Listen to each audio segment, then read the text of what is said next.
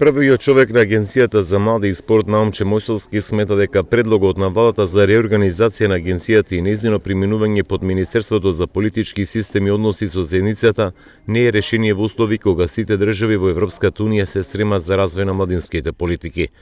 Според него, ова решение само ќе предизвика лавина реакција кај младинските организации и спортските федерации, за кои е одговорна како агенција, и незиното преминување ќе направи само дополнителни проблеми и неефикасност во развој на младинските политики и унапредување на индивидуалниот и колективен спорт.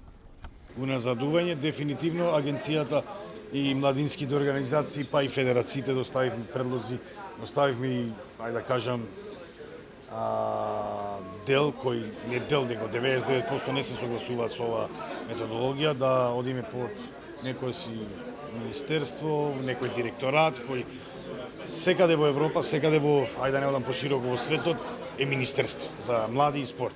Така да може едно Косово, може една Албанија, Србија и сите околу да имаат министерства, ние не можеме. Зошто да не биде така? Зошто да не парципираме директно во буџетот со буџетот на нашата држава? Вака сме некоја си, ајде окей, агенција, али со тоа новото би се вратиле 5 чекори назад и би биле некој директорат во некој си министерство кое не се прашува за ништо. А знаеме колку младите и колку спортистите делуваат во едно општество. Владата, како што е познато, изминатиот период излезе со решение да се преструктурира Агенцијата за млади и спорт и таа да биде дел од Министерството за политички системи и односи со заедницата.